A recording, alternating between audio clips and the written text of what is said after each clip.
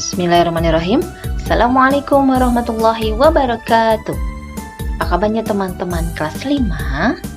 Doa Bu Leli semoga kalian semua dalam keadaan sehat selalu. Oh iya teman-teman, tetap semangat ya meskipun masih belajar dari rumah. Pada kesempatan kali ini kita masih membahas buku tema 3. Pertemuan sebelumnya kita sudah mempelajari organ pencernaan pada manusia. Nah, pada kesempatan kali ini kita akan mempelajari organ pencernaan hewan ruminansia.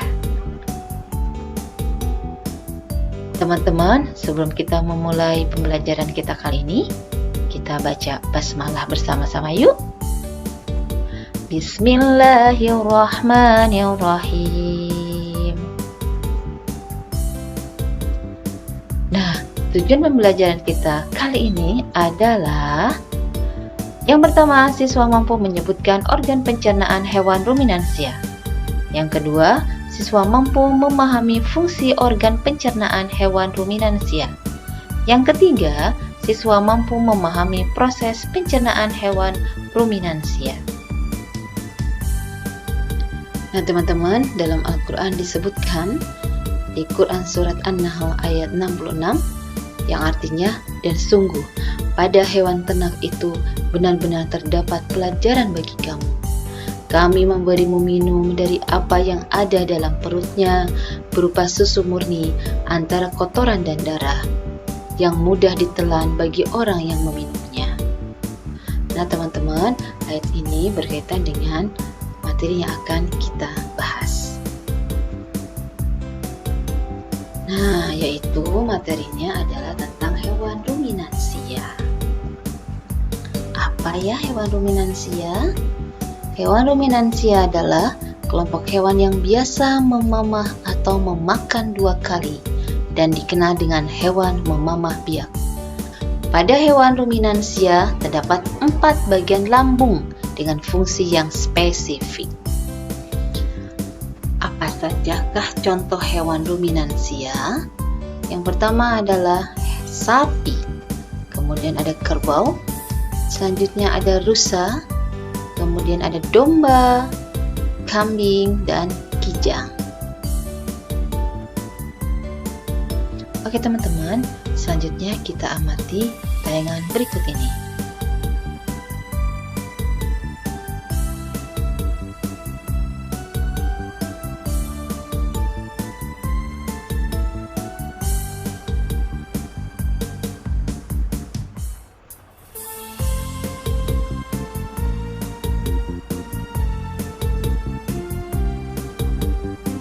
Nah, pada gambar ini, kira-kira hewan apa ya?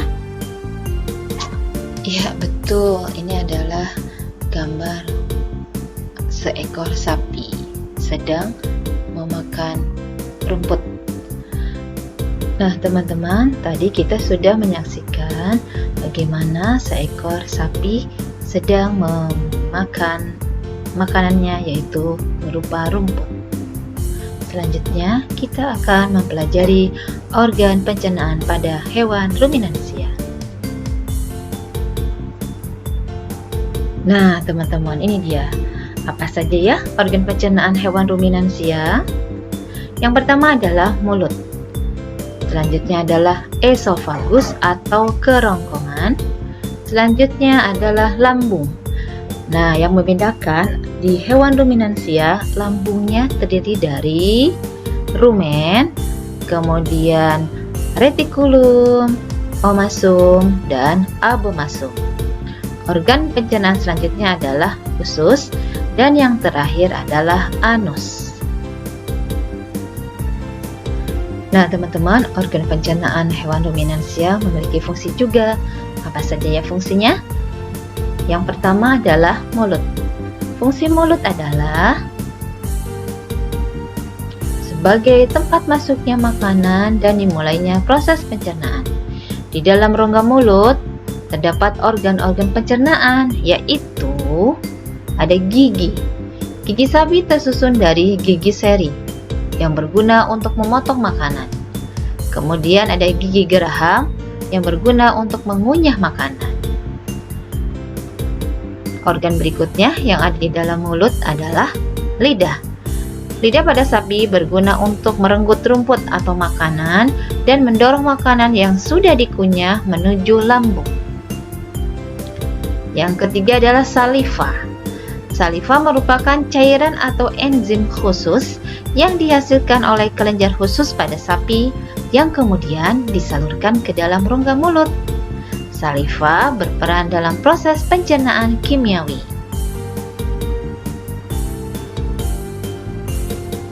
Selanjutnya adalah esofagus atau kerongkongan. Ini dia teman-teman, esofagus pada sapi. Nah, esofagus atau kerongkongan berfungsi sebagai penghubung antara rongga mulut dan lambung. Yang berikutnya adalah lambung. Ini dia teman-teman, lambung pada sapi. Lambung sapi berbeda dengan lambung manusia. Ukurannya jauh lebih besar. Nah, lambung sapi memiliki 4 bagian, yaitu yang pertama adalah rumen. Ini dia gambarnya.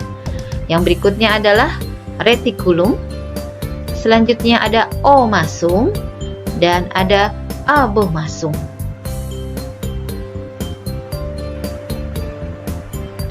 Selanjutnya kita akan membahas bagian-bagian lambung pada hewan ruminansia. Yang pertama adalah rumen atau perut besar. Ini dia rumen. Nah, teman-teman, pada rumen ini tempat terjadinya pencernaan dengan bantuan mikroba atau bakteri. Makanan dicerna hingga menjadi bubur dengan gerakan mengaduk yang dilakukan dinding rumen. Pada saat sapi istirahat, makanan kembali ke mulut dan dikunyah kembali. Setelah dikunyah kedua kalinya, makanan masuk ke retikulum atau perut jala. Nah, bagian lambung kedua yaitu retikulum atau perut jala. Ini dia ya teman-teman, retikulum. Makanan kembali mengalami proses fermentasi dengan bantuan bakteri anaerob dan protozoa. Pada retikulum terjadi proses absorpsi dan penyaringan benda-benda asing yang masuk bersama makanan sehingga tidak masuk ke omasum atau perut kita. Yang berikutnya, yang ketiga adalah omasum atau perut kita. Di dalam omasum, makanan dicerna dengan bantuan enzim pencernaan. Lalu, makanan masuk ke abomasum. Nah, ini dia teman-teman, bagian lambung yang keempat yaitu abomasum atau perut masam. Perut bagian inilah yang sebenarnya disebut dengan lambung. Di sini, makanan dicerna dengan bantuan enzim pencernaan pepsin yang dihasilkan oleh abomasum. Nah, organ pencernaan selanjutnya yaitu usus. Pada hewan terdapat juga usus halus dan usus besar. Nah, teman-teman, usus halus tempat di mana sari-sari makanan yang telah diproses di lambung lalu diserap oleh usus halus. Sari-sari makanan yang diserap lalu diedarkan ke seluruh tubuh dan diubah menjadi energi. Tahukah teman-teman, ternyata panjang usus halus seekor sapi dewasa dapat mencapai 40 meter. Masya Allah, panjang sekali ya teman-teman. Nah, di usus halus terjadi proses absorpsi dan fermentasi. Selanjutnya adalah usus besar. Nah, di usus besar ini, sisa-sisa dari pencernaan sebelumnya masih mengandung mineral dan air. Penyerapan mineral dan air banyak di usus besar melalui dinding usus. Oke, yang terakhir yaitu anus. Nah, teman-teman, ini dia anus pada sapi, salah satu contoh hewan ruminansia. Nah, sisa proses penyerapan makanan di usus akan dibawa menuju anus. Di anus ini, sisa ampas makanan tersebut akan dikeluarkan. Nah, teman-teman, itulah dia organ pencernaan pada hewan ruminansia. Selanjutnya, kita akan mempelajari proses pencernaan makanan pada hewan ruminansia. Bagaimana prosesnya? Yang pertama adalah rumput atau makanan dikunyah di mulut. Lalu, makanan tersebut akan masuk ke esofagus. Selanjutnya adalah makanan tersebut akan memasuki rumen atau perut besar. Nah, di perut besar ini terjadi pencernaan dengan bantuan mikroba atau bakteri. Nah, teman-teman, di rumen ini makanan mengalami proses pencernaan sehingga menjadi bubur. Selanjutnya, ketika sapi beristirahat, makanan akan masuk kembali ke mulut. Nah, di sini di mulut makanan akan dikunyah untuk kedua kalinya agar lebih sempurna. Lalu, makanan tersebut akan masuk ke retikulum atau perut jala. Di perut jala ini, makanan difermentasi oleh bakteri anaerob dan protozoa. Lalu, makanan tersebut akan masuk ke omasum atau perut kita, dan selanjutnya akan masuk ke abomasum atau perut masam. Nah, di perut masam ini terjadi pencernaan dengan bantuan enzim pepsin.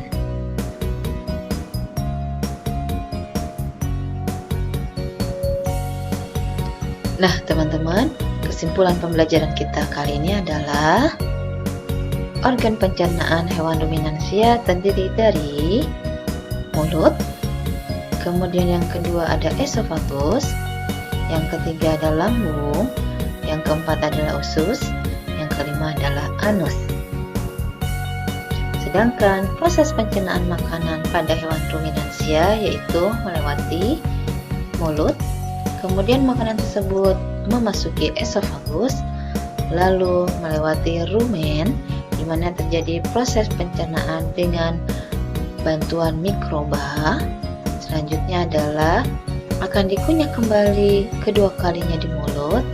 Lalu setelah sempurna bentuknya, makanan tersebut akan masuk ke retikulum, kemudian akan melalui omasum, dan selanjutnya adalah masuk ke abomasum. Nah, teman-teman, dari abomasum ini, maka makanan tersebut akan diserap oleh usus.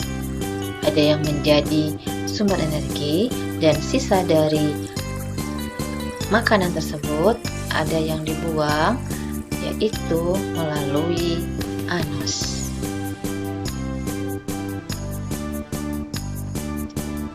Nah, teman-teman, demikianlah materi pembelajaran kita kali ini. Untuk selanjutnya, Bu Guru sudah menyiapkan lembar kerja untuk kalian. Nah, lembar kerjanya adalah sebagai berikut. Kerjakanlah soal berikut ini. Silakan koreksi mandiri setelah diberi kunci jawaban ya. Nah, tugas yang pertama adalah teman-teman tulislah nama organ pencernaan hewan berikut ini. Kerjakan di buku tulis. Kalian cukup menuliskan jawabannya saja ya. Kemudian yang kedua, lengkapilah diagram proses pencernaan hewan ruminansia atau sapi. Kerjakanlah di buku tema 3 halaman 9. Insya Allah teman-teman bisa ya, dan harus semangat. Baik teman-teman, demikianlah materi pembelajaran yang dapat Bu Elis sampaikan. Semoga apa yang Bu Guru sampaikan hari ini memberikan banyak hikmah dan manfaat untuk kita semua. Selanjutnya, kita tutup pembelajaran kita dengan membaca hamdalah. Alhamdulillahirabbil alamin. Baik teman-teman, terima kasih banyak atas perhatiannya. Sampai berjumpa lagi di pertemuan yang akan datang. Wassalamualaikum warahmatullahi wabarakatuh.